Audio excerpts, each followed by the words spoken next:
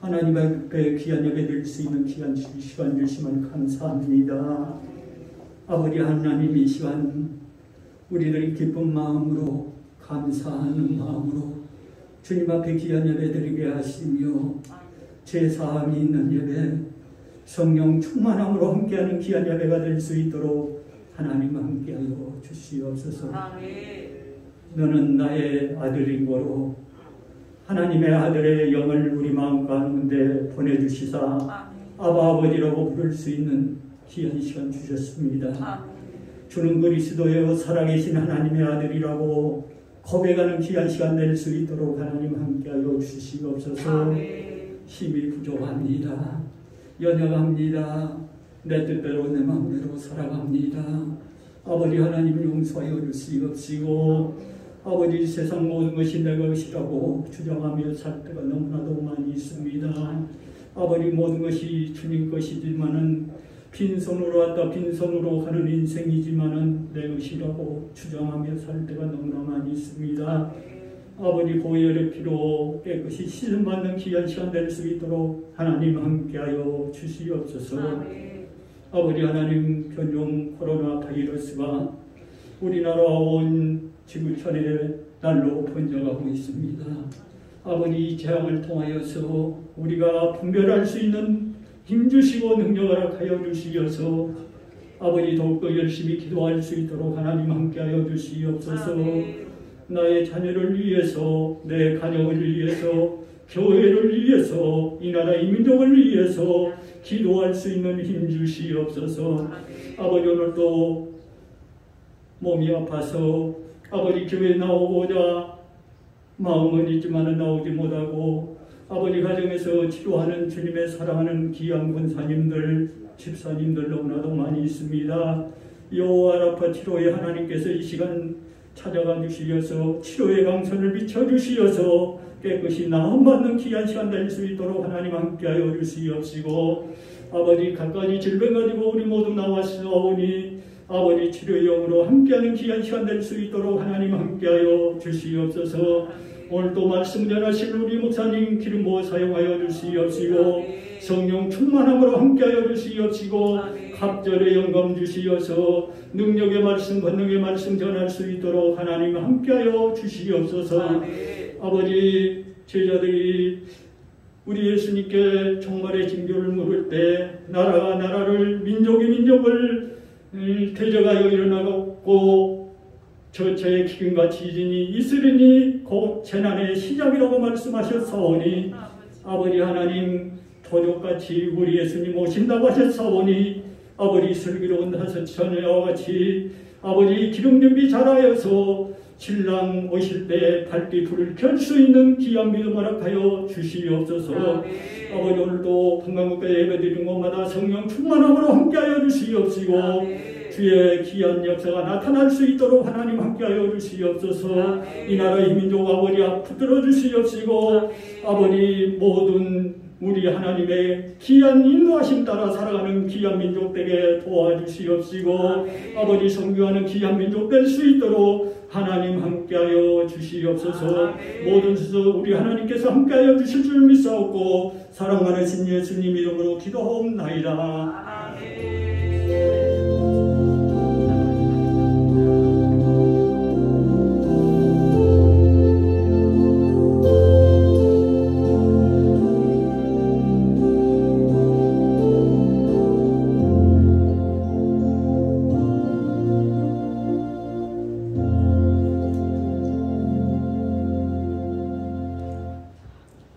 이어서 야훼 하나님께서 우리에게 주시는 축복의 말씀 보겠습니다. 구약성경입니다. 사무엘상 23장 15절로 18절까지 말씀입니다. 구약성경 제성경책 448쪽입니다. 사무엘상 23장 15절로 18절까지 말씀. 제가 먼저 봉독합니다. 돌아가면서 함께 봉독하고요. 마지막에 함께 봉독에 올리도록 하겠습니다. 15절 제가 먼저 봉독합니다. 다윗이 사울의 자기 생명을 찾으려고 나온 것을 보았으므로 그가 황무지 숲에 있었더니 사울의 아들 요나단이 일어나 숲에 들어가서 다윗에게 이르러 그 하나님을 힘있게 의지하게 하였는데 곧 요나단이 그에게 이르기를 두려워 말라. 내 부친 사울의 손이 내게 미치지 못할 것이요 너는 이스라엘 왕이 되고 나는 내 다음이 될 것을 내 부친 사울도 안다 하니라. 두 사람이 여호와 앞에서 연약하고 다윗은 숲에 거하고 요나단은 자기 집으로 돌아가니라. 아멘. 할렐루야. 참 좋으신 아버지 하나님께 감사합니다. 한 주간 이렇게 하나님 은혜 가운데 지켜주셨다가 이렇게 복된 날 주셔서 주님 앞에 나와서 이 코로나 환경 가운데서도 주님을 찬양하게 하시고 주의 성호를 높이며 하나님의 말씀, 생명의 말씀을 믿음으로 받게 하시니 감사합니다. 오늘도 이 시간 오늘도 말씀을 통해서 우리 영이 회복되기를 원합니다. 부족한 종 하나님의 말씀을 대언고자 합니다. 성령 하나님께서 도와주시옵소서. 성령은 모든 것 하나님의 깊은 것까지도 통달하신다고 말씀하셨습니다. 오늘도 성령께서 밝히 가르쳐 주시고 비춰 주셔서 내가 누구인가를 분명히 알게 하시고 하나님이 누구인가를 분명히 알아서 하나님의 말씀 따라서 성령 따라 살아서 복을 받은 저희들 되게 하여 주옵소서. 이 시간 좀 부족한 종 하나님의 말씀을 대언고자 합니다. 성령님 함께 하옵소서. 이 시간 성령님 모시고 인정하고 환영합니다. 충만하게 임재하옵소서. 예배의 시종을 아버지께 부탁드리며 예수님의 이름으로 감사드리며 기도드리옵나이다. 아멘. 할렐루야. 우리 옆 사람과 인사 나눌까요? 주의 이름으로 사랑합니다. 다음은 인사 나눕시다. 당신 하나님이 보시기에 두고 보기에도 귀한 사람입니다. 복된 사람입니다. 복된입니다. 한 번 더 인사 나눕시다. 이 시간 성령 충만 받읍시다. 할렐루야. 성령에 의하지 않고서는 주라고 고백할 수, 죄를 깨달을 수도 없고 주님께 한 발짝 다가갈 수도 없습니다. 오늘 이 시간 주님의 은혜가 저와 여러분 가운데 충만하게 임재하시기를 주님의 이름으로 축복합니다. 오늘 저는 10광야의 연단과 훈련이라는 그런 제목을 가지고 함께 은혜를 나누겠습니다. 사람들은 되게 성령을 받으면 모든 만사가 형통할 것이라고 생각을 합니다. 정말 그럴까요? 오히려 대부분 보면 성령을 받고 나서 예상밖에 일어나는 경우를 우리는 볼 수 있습니다. 성령 받고 나서 그것이 신앙의 시작이라고 하는 것을 알게 되는 것을 우리가 성경을 통해서 알게 됩니다. 성령을 받고 나면 많은 사람들이 이제 내가 성령을 받았으니까 이제 하나님께서 나와 함께 하니까 내게 기름을 부으셨으니까 내 삶이 형통할 것이다. 그렇게 생각을 하는 사람들이 종종 있습니다. 그러나 성경은 우리에게 말하기를 성령의 기름 부음은 신앙생활의 시작이다. 한번 따라 신앙생활의 시작이다. 시작일 뿐입니다. 우리가 고난을 당하면 우리가 시련을 당하면 신앙을 빼앗기는 건가요? 우리가 코로나를 당했을 때 우리가 코로나 때문에 우리 신앙을 잃어버렸나요? 아니면 우리가 더 그것 때문에 더 하나님과 더 교제가 일어나고 친밀해졌나요? 우리의 마음이 낙심을 가져왔나요? 아니면 하나님의 종말 때임을 알고 마지막 때임을 알고 우리가 더욱더 새로운 소망을 품게 되었나요? 우리는 어떤 문제가 닥칠 때 그 문제에 휩싸여서 절망해버리는 그런 신앙인이 있는가 하면 반면에 그 문제 때문에 그것 때문에 도리어 복을 받고 불구하고 그 문제의 파도를 타고 새로운 소망, 새로운 길로 들어가는 사람들이 있다라는 것입니다. 아멘. 여러분 후자가 되기를 소망합니다. 아멘. 신앙으로 여기에 이겼던 모든 사람들은 다 그렇게 사는 사람들이었습니다. 그렇습니다. 하나님을 만난 사람들은 어떤 시험을 당해도 어떤 어려움을 당해도 좌절하지 않고 절망하지 않고 낙심하지 않고 시험을 이기는 것입니다. 아멘. 그런데 시험을 이기지 못하는 사람들은 어떨까요? 수많은 변명을 늘어놓습니다. 그리고 불평하고 원망합니다. 그리고 자기 얘기를 합니다. 그럴 수밖에 없다고 변명을 늘어놓습니다. 저기 공동묘지 가면 핑계 없는 무덤이 한 사람도 없다고 그렇게 얘기하지요. 이 세상에 죽었다고 왜 죽었냐고 물어보면 아마도 핑계 없는 무덤은 한 군데도 없다고 그러지 않습니다. 이 세상의 모든 사람들은 다 나름대로 이유를 댑니다.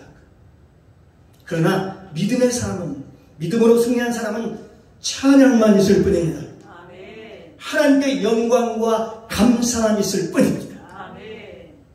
사랑하는 성도 여러분, 저와 여러분들이 주 안에서 승리자가 되고 이기는 자가 되시기를 주님의 이름으로 축복합니다. 아멘. 사랑하는 성도 여러분, 좌절하고 절망하고 낙심하고 원망하고 불평하고 어떤 이유와 변명을 내지 말고 저와 여러분들이 믿음으로 승리하는 것입니다. 아멘. 이게 하나님께 영광을 돌리는 것이죠. 아멘. 예수님께서도 요단강에서 세례를 받고서요 어떻게 됐을까요? 광야에서 그 다음에 벌어난 일은 광야에서 불시험을 받는 것이었습니다. 시험을 받는 것이었습니다. 예수님 그 자체가 바로 시험이었습니다. 그러나 여러분 그 마지막 예수님의 그 마지막의 시험은 뭐였을까요? 바로 십자가였습니다. 그래서 예수님께서 겟세마네 동산에서 하나님 아버지여 할 수만 있으면 이 시험을 이 잔을 내게서 옮기시옵소서. 이 시험을 나에게서 떠나게 하여 주옵소서. 그렇게 우리 기도하지 않았습니까? 그런데도 불구하고 예수님께서는 십자가의 시험을 이기고 부활하심으로 우리에게 새로운 생명을 주셨습니다. 아멘. 만약 예수님께서 부활하지 않으셨다면 그리고 예수님이 나는 도저히 십자가를 감당할 수 없습니다. 내가 어찌 왕인데 내가 어떻게 십자가를 질 수 있겠는가라고 만약 그랬다면 어떻게 됐을까요? 우리에게 길과 진리요 생명이라고 예수님께서 당당히 우리에게 말씀하지 못했을 것입니다. 그분이 우리의 진리가 될 수 있고 길이 될 수 있었던 것은 또 우리의 생명이 될 수 있었던 것은 바로 예수님이 십자가에서 죽으시고 십자가를 통해서 죽으시고 3일 만에 부활하셨기 때문에 가능했던 것입니다. 이긴 자만이 승리한 자만이 복음을 선포할 수 있습니다. 바울은요 다메섹 토상에서 누굴 만났을까요? 예수님을 만났습니다. 그 후에 바울을 기다리고 있던 것은 무엇이었을까요? 여러분 결박과 핍박과 그에 따르는 그 조롱과 수많은 장애물이 그 앞에 놓여 있었습니다. 그럼에도 불구하고 그는 이런 고백을 합니다. 나의 갈래갈 길을 내가 멈추지 않겠다라고 고백을 합니다. 바울은요 나의 가는 길에 나의 생명을 조금도 귀한 것으로 여기지 아니하노라 라고 고백을 합니다. 그는 때로는 사실에 하나를 감한 매를 여러 번 맞기도 하고 풍랑을 맞기도 하고 배가 고프고 돌멩이에 맞아서 죽을 지경이 여러 번이었고 그럼에도 불구하고 그는 그 길을 자기가 가는 그 사역의 길을 멈추지 않고 달려갑니다. 마치 이긴 자처럼 말입니다. 그는 낙심하거나 좌절하지 않았습니다. 이와 같이 들불 같은 영성은 죽음 같지만 다시 살아나는 것입니다. 고난 속에서도 절망 속에서 다시 살아나는 것이고 장애물 가운데서도 다시 살아나는 것입니다. 그와 같은 영성을 여기 오늘 본문에서 다윗에게서 찾아볼 수가 있습니다. 다윗은요 세 번의 기름 부음을 받습니다. 이게 말하는 오늘날에는 성령의 기름 부음을 받는 것입니다. 첫 번째는 선지자 사무엘에게 받습니다. 두 번째로는 유다 지도자들에게 받습니다. 그리고 나머지 세 번째는 다윗이 이스라엘을 통일한 후에 그 다음에 다시 기름 붓는 장면이 나옵니다. 사무엘하 5장 3절 이하에 보면 나오겠죠. 그러나 다윗의 이런 시험은 다윗이 기름 부음을 받고 난 후로부터 그 후에 일어나기 시작했다는 것입니다. 이 기름 부음이라는 것은 왕으로 부음을 받는 것을 말하는 것입니다. 그런데 다윗의 시험은 바로 그 기름 부음을 받고 성령을 받고 성령의 기름 부음을 받고 난 뒤로부터 시작이 되는 것입니다. 마치 우리가 예수님을 믿고 난 후에 뒤에 성령의 기름 부음을 받고서 사람들이 많이들 넘어지는 것을 우리가 볼 수가 있습니다.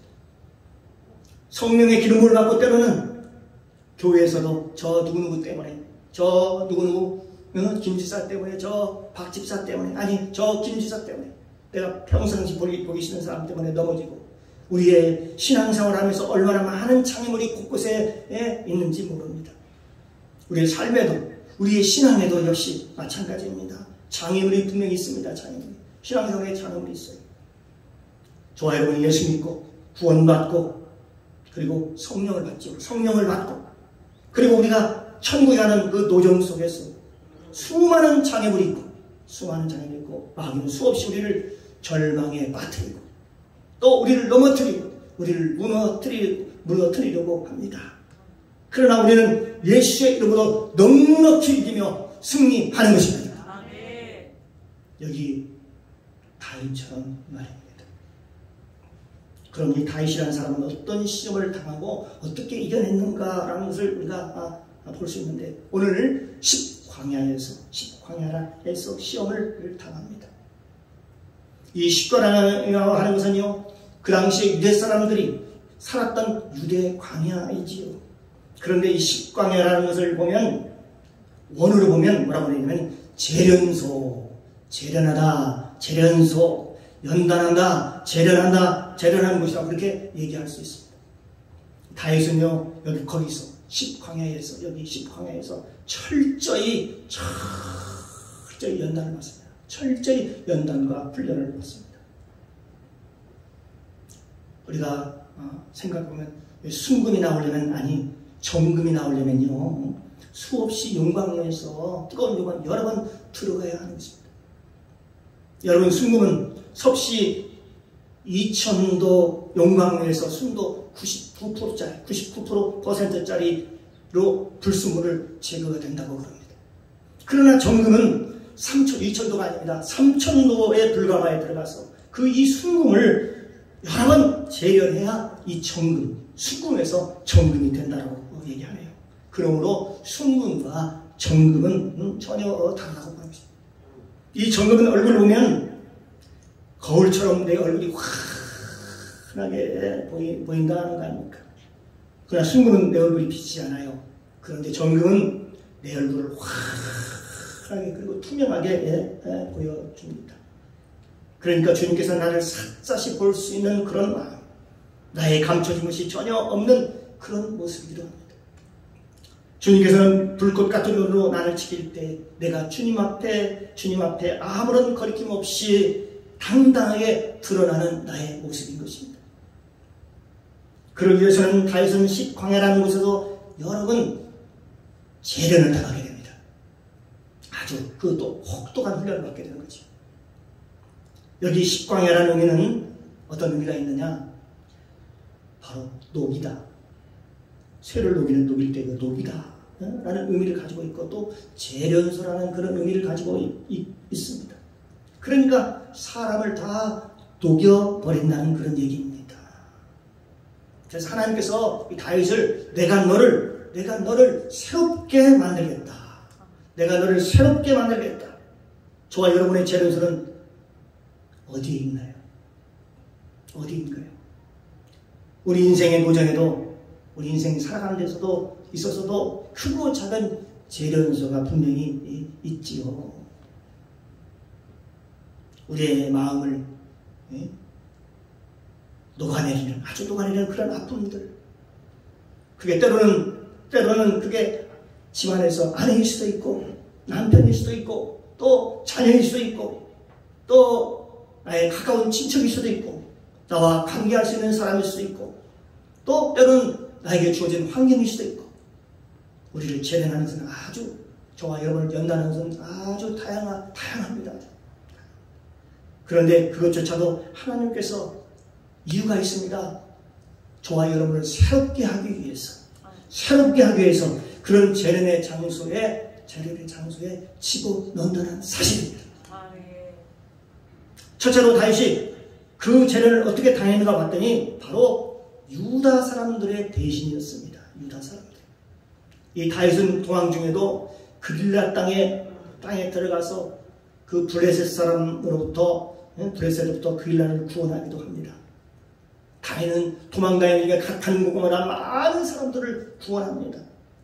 그러나 사울 왕이 계속 뒤에서 자기를 죽이려고 쫓아다니기 때문에 도망자 신세가 되어서 지금 계속 도망을 가게 되는 것입니다. 그래서 결국은요, 여기 보면 십광야의 숲을 속에 들어가서 숨게 되지요. 그런데 거기 십광야의 유다 사람들은 어떤 사람들이냐? 그 사람들은 다윗하고 같은 그런 지파의 사람들이었습니다.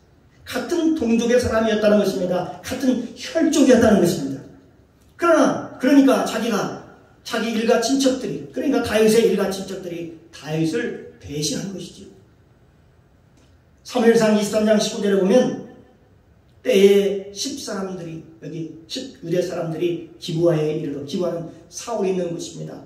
이르러 사울에게 나와 가로되 다윗이 우리와 함께 광야 남편 하길라산 숲을 요새에 숨지 아니하였나이까. 숨었다는 것을 갖다 일러 바치죠.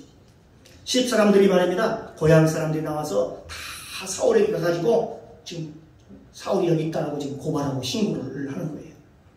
왜 하나님께서 이 훈련을 다윗에게 시켰을까요? 하나님은요, 환경을 통해서 훈련하십니다. 우리도 마찬가지로 환경을 통해서 하나님 훈련하셔요. 네.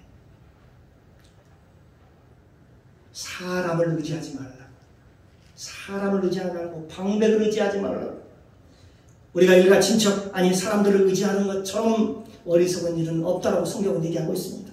사랑하는 성도 여러분, 우리가 하나님을 의지할 때 하나님께서 사람을 보내주십니다.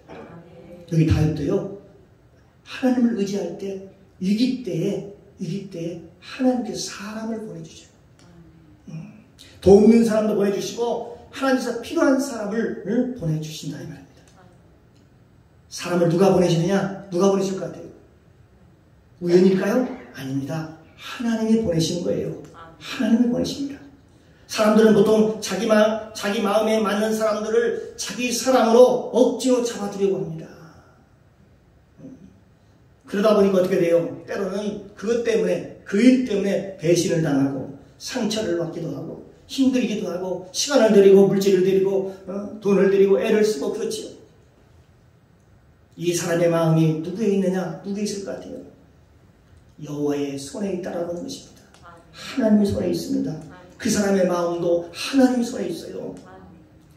하나님께서 그 마음을 움직일 때 그 마음이 그대로 흘러간다는 거예요. 조성으로 변하는 내 마음, 나도 모르겠는데 어찌 남의 마음을 사로잡는다는 것이 어떻게 그리 쉬운 일인가요? 어느 한순간 눈짓 한번 잘못했다가 사람들이 관계가 틀어지는 경우가 얼마나 많은지 모릅니다. 말에 좀 억양이 세다는 이유로 그 말투가 그 말끝이 좀 좋지 않다는 그 이유로 말미암아 그래서 오랜 세월을 같이 했는데도 같이 함께 했는데도 불구하고 그 눈빛 하나 그 말 한마디에 마음이 비틀어지가지고 마음이 변하는 게 바로 우리의 마음이라고 하는 것입니다. 우리 마음은 정처가 잡을 수가 없다는, 언제 변할지 알 수가 없다는 것이지요. 그런데 어떻게 사람의 마음을 살 수가 있습니까? 그러니까 하나님께서는 이 다윗을 훈련시킬 때 어떻게 훈련시켜요? 그 환경을 통해서 훈련시킨다고 그랬죠. 사람인지라 사람을 의지하게 되겠지요. 우리 친족들, 거기 그 고향에 가면 나를 보호해 주겠지. 사울의 쫓기는 거기에서 내가 거기서 보호를 받을 수 있겠지 하는 생각을 가지고 거기에 갔겠지. 그러니까 하나님께서는 다윗을 훈련시킬 때 어떻게 훈련시키냐면은 사람을 의지하지 말라. 사람을 의지하지 말라. 너는 나를 의지하라. 나를 신뢰하라. 그래서 시편 118편 8절 9절에 다윗은 그때 심정을 이렇게 고백하고 있습니다. 여호와께 피함이 사람을 신뢰하는 것보다 나아요. 여호와께 피함이 방백을 고관들을 신뢰하는 것보다 낫도다. 그렇게 얘기하는 것이죠. 다윗이요 이 사건을 겪고 나서 그렇게 지금 이런 고백을 하는 거예요. 자기 일가 친척을 믿고 광야 그 황무지로 갔다가 그 친족들 자기 친척들이 자기를 사울에게 고발하는 것을 보고 다윗은 어떤 마음을 가졌을까? 어떤 심정이었습니까? 아마 크게 실망했을 겁니다. 그러면서 이제는 사람은 저렇게 못 되는구나. 이제부터는 하나님만 의지하겠구나. 하나님만 바라리라. 하나님만 바라리라. 그렇게 고백을 합니다. 두 번째는요. 환경을 통해서 또 사람을 통해서 연단한다고 했지요. 바로 요나단의 배신입니다. 요나단은 다윗이 쫓기고 있으니까 그 숲에 찾아옵니다. 사울 왕하고 그 군대가 사울 왕이 잠깐 좀 피곤해가지고 좀 쉬고 있습니다. 잠깐 쉬고 잠이 들었을 때 요나단이 다윗이 어디 있는가를 알고서 요나단이 몰래 다윗을 찾아옵니다. 사무엘상 23장 17절에 얘기합니다. 곧 요나단이 찾아와가지고 그에게 이르기를 두려워 말라. 너는 두려워 말라. 내 부친 사울의 손이 내게 미치지 못할 것이요. 너는 이스라엘 왕이 되고 나는 내 다음이 될 것을 내 부친 사울도 안다. 그렇게 얘기합니다. 그러니까 두려워하지 말라. 너는 이스라엘 왕이 될 거다. 그리고 나는 네 다음이 될 거야. 내 아버지 사울도 그것을 알아요. 안다. 그렇게 얘기합니다. 사랑하는 성도 여러분, 이 안다는 것이요. 여러분, 안다는 것이 얼마나 위험한 일인가요? 안다는 것만큼 위험한 것은 없습니다. 알긴 알아요. 사울왕이 다윗이 왕이 될 거라는 사실을 알았어요. 그런데 왜 알았는데 왜 사울왕이 왜 다윗을 죽이려고 할까요? 왕이 되는 걸 알기는 알았는데 왜 죽이려고 하는 건데요. 그래서 결국은 안다고 하는 것과 깨닫는다는 것은 하늘과 땅 차이가 있다는 것이죠. 우리가 하나님의 말씀을 깨닫지 못하면 아는 것은요, 머리로 아는, 지식으로 아는 것은 바리새인 서기관에 불과하다는 것입니다. 그러니까 머리로 안다는 얘기죠. 하지만 깨달았다는 것은 우리의 몸으로, 우리의 심령, 저와 여러분의 심령 깊은 곳에서, 그래서 열매로, 삶으로 나타나게 되는 거지요. 그래서 이 성경에 보면요, 야다라는 말씀, 야다라는 것은요, 안다를 히브리어로 야다라고 표현을 하고 있거든요. 그 말의 표현은 안다는 표현이에요. 깨달았다. 내가 온전히 알았다. 머리로 아는 건 말고요. 이 사울 왕도 알기는 알았어요. 다윗이 왕이 될 것을 알기는 알았어요. 그런데도 불구하고 미친 듯이 계속 사울을 다윗을 쫓아다니면서 계속 죽이려고 하지 않습니까? 하나님께서 다윗을 왕으로 세운 것을 알면서도 미친 듯이 찾아다니고 다윗을 죽이려고 합니다. 자기가 죽이지 못할 것을 뻔히 알면서도 말입니다. 그럼에도 불구하고 미친 듯이 계속 그 뒤를 쫓아다니는 그 모습, 사울의 모습이 얼마나 불쌍하고 안타깝습니다. 여기 두 번째 요나단도 마찬가지입니다. 요나단도 그래요. 나도 안다. 그러면서 우리 아버지가 너를 못 죽일 거야. 죽이지 못할 거를 알고 있다. 알았어. 너는 왕이 될 거야. 그래도 왜 요나단은 다윗과 함께 숲을 속에 같이 있지 못했을까요? 많은 설교자들이요, 목회자들이 요나단에 대해서, 여러분도 그렇게 설교 많이 들었을 것입니다. 설교하면서 다윗을 생명처럼 그 요나단이 사랑했고, 여러 가지 얘기를 합니다. 그러나 그러나 요나단은 거기까지입니다. 거기까지. 정말 사랑하는 자는요, 정말 사랑하는 자는 끝까지 함께 하는 자입니다. 정말 사랑한다면 끝까지 함께 해야 되는 거예요. 사랑하는 자는 함께 사는 겁니다. 사랑하는 자는 함께 하는 거예요. 떠나는 자는 그게 사랑이라고 말할 수 없는 것이죠. 사랑하기 때문에 헤어진다는 말은 세상에 유행가에서나 찾아볼 수 있는 얘기죠. 그 말이 되는 겁니까? 하나님께서도 이렇게 하나님께서 말씀하셨어요. 예수님께서 말씀하셨습니다. 나와 함께하는 자가 하나님의 아들이라. 네, 그렇게 얘기하고 있지 않습니까? 때로는 불평하고 원망하고 그래도 나와 함께하는 사람이 하나님의 자녀라고 얘기를 합니다. 정말 하나님과 함께하는 사람, 나와 함께하는 사람. 이 요나단은요, 육신은 원이르되 하나가 될 수 없는 사람이었습니다. 그는 아버지 사울을 버릴 수가 없었습니다. 왜 버릴 수 없었을까요? 아버지와 아들 간의 그 정 때문에 버릴 수가 없었던 것이죠. 화려한 왕궁도 버릴 수가 없었습니다. 그 숲을보다는 왕궁이 더 그에게는 편안한 장소였겠지요. 출애굽기에 나오는 모세는 어떻습니까? 정말 하나님을 알았기에, 하나님이 누군지를 알았기에 왕궁을 버리고 저 바로의 바로의 아들이라, 공주의 아들이라 칭함을 버리고 그는 어디로 가요? 광야로 나가지 않습니까? 하나님과 함께 하기 위하여 모세는 광야로 나갑니다. 그는 진리의 길을 선택한 거지요. 진리의 길을. 그는 광야로 나갑니다. 진짜 아는 사람은 그런 거예요. 진짜 아는 사람. 저는요, 이 요나단의 모습을 보면서 여러 가지 생각을 해봅니다. 사무엘상 23장 18절에 보니까 여기 두 사람이, 다윗과 요나단이 여호와 앞에서 언약하고 다윗은 숲에 거하고 요나단은 자기 집으로 돌아가니라. 그렇게 얘기하고 있습니다. 이렇게 육신은 얘기합니다. 육신은 원해도 안 되는 거구나. 요나단은 역시 다윗의 좋은 친구였습니다. 그냥 거기까지죠. 요나단은 위로자였습니다. 다윗을 굉장히 때마다 위로해 주었습니다. 그러나 그와 함께 할 수는 없는 사람이었습니다. 이 요나단에 대해서 많은 얘기를 할 수 있습니다. 이 요나단은 다윗을 왕으로 추대한 사람이었고, 요나단은 다윗이 왕이 될 것도 알았던 사람입니다. 다윗에게 피할 길을 내준 사람이었고, 그를 찾아와서 위로까지 해주는 그런 사람이었습니다. 맞습니다. 그러나 그는요, 다윗과 그렇게 함께 할 수는 없었던 사람이었습니다. 함께 할 수 없는 사람. 그래서 결국 요나단은 어떻게 됩니까? 나중에 보면 요나단은 나중에 전쟁에 나가서 전쟁터에서 죽게 되지요.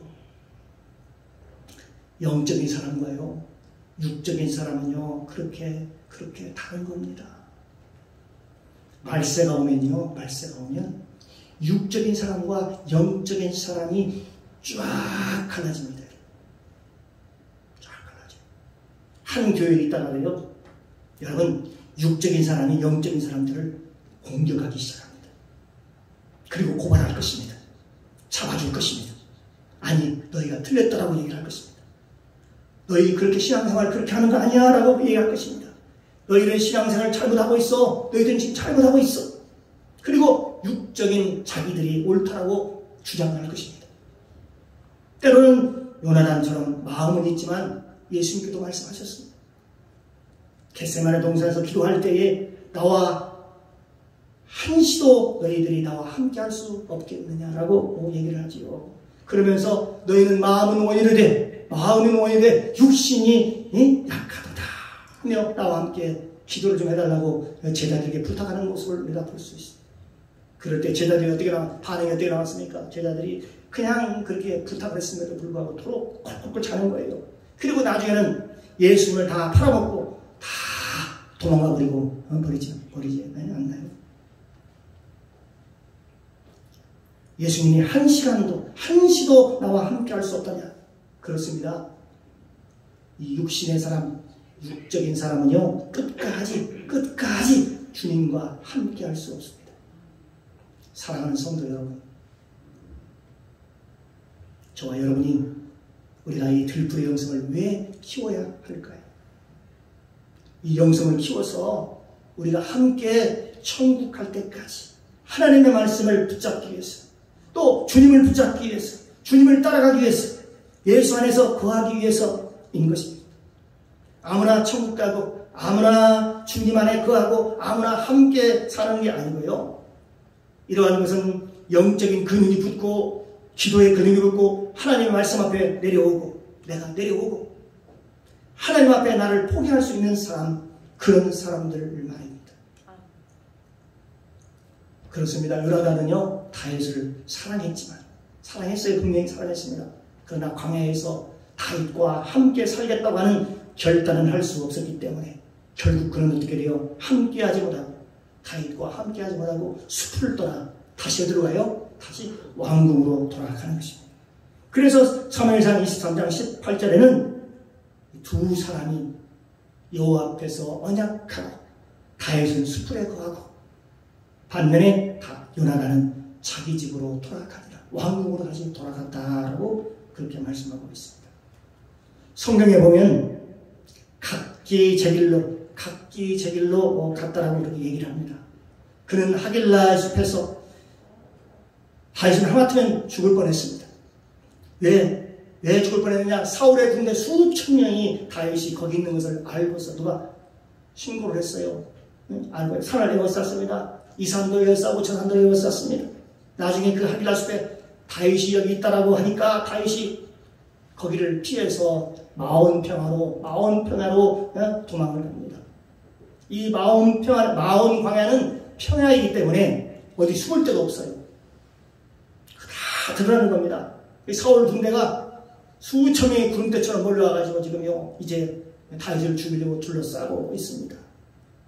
그 광야를 좁혀 나가기 시작합니다. 계속해서 좁혀옵니다. 그때에 다윗이 얼마나 마음이 초조했을까요?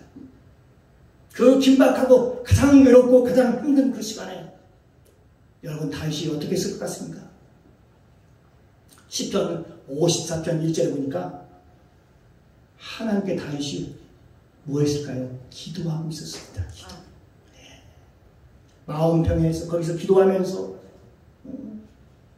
저 사울의 군대가 지금 막 좁혀오고 있습니다. 뚜벅뚜벅 다가오고 있습니다. 야 다윗이다 하고 지금 계속해서 지금요 사울의 군대가 지금 좁혀오고 있습니다. 그런데 그 상황 속에서 다윗은요 그런 위기절 상황 속에서 그가 기도하고 있었다는 것입니다.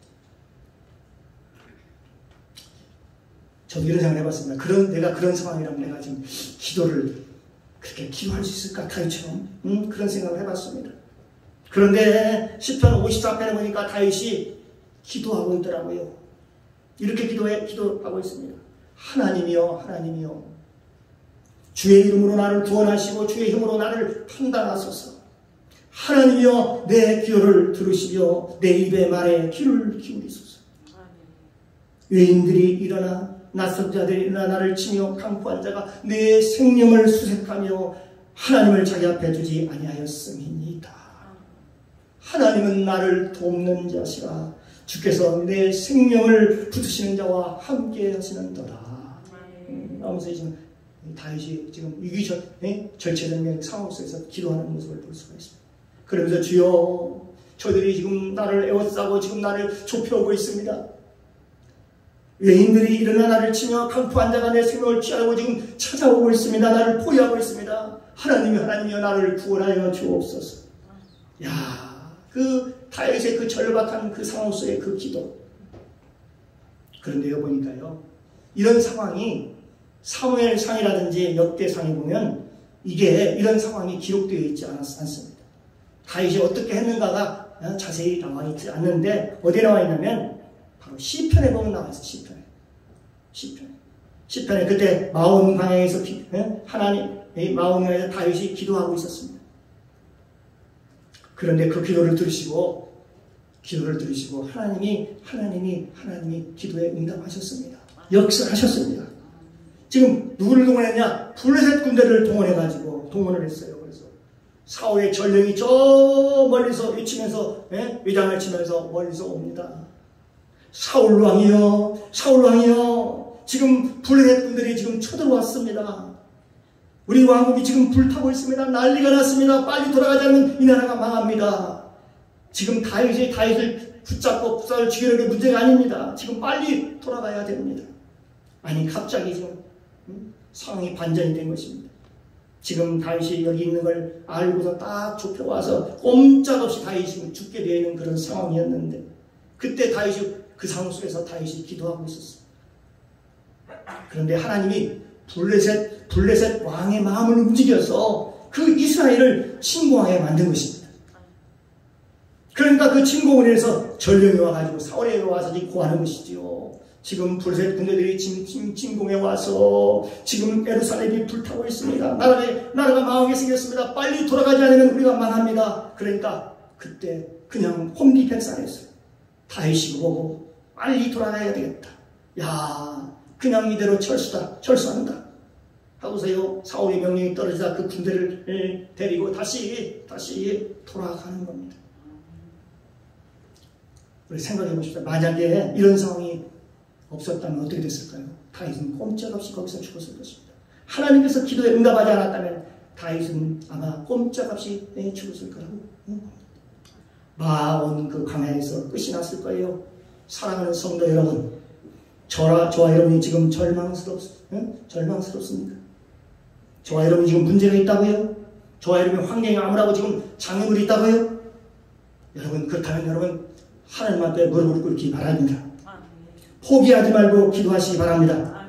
하나님은 지금도 역사하시고 저와 여러분의 기도에 응답하시고 하나님은 죽은 자를 살리시고 없는 것을 있게 하시고 바라볼 수 없는 중에 바라보게 하시는 그 하나님이십니다. 그 하나님이 저와 여러분의 하나님이십니다. 저와 여러분의 기도에 반드시 신실하신 그 하나님이 응답해 주실 줄로 믿습니다. 할렐루야. 결론을 말합니다. 이 들불의 영성이라는 것은 긴박한 상황 속에서, 긴박한 시간에, 가장 외롭고 힘든 시간에서 가장 먼저 하는 게 뭘까요? 바로 다윗처럼 기도하는 것입니다. 하나님 앞에 기도하는 것입니다. 그러므로 기도의 근육이 키워지지 않으면 기도는 나오지 않습니다. 여러분, 저 영적인 기도의 근육이 없는 사람은 고난과 역경이 왔을 때 그 걱정에 눌려가지고 환난과 두려움에 눌려서 기도가 나오지 않을 거예요. 그러나 우리가 영적인 근육을 키워놓으면 그 어느 때나 넉넉히 이길 수 있는 능력이 생기게 되는 것입니다. 그래서 저와 여러분 모두가 다 영적인 말씀의 근육을 키우고 기도의 근육을 키워서 넉넉히 사단을 이기고 넉넉히 승리하시기를 주님의 이름으로 축원합니다. 기도하겠습니다. 사랑이 많으신 하나님 아버지, 참으로 감사합니다. 하나님 아버지, 이 들불 같은 영성을 준비하게 도와주옵소서. 영적인 근육을 키우고 기도의 근육을 더 키워서 환난과 장애물이 나타날 때 넉넉히 이기고 뛰어넘을 수 있는 믿음을 허락하여 주옵소서. 예수님의 이름으로 감사드리며 기도드리옵나이다. 아멘.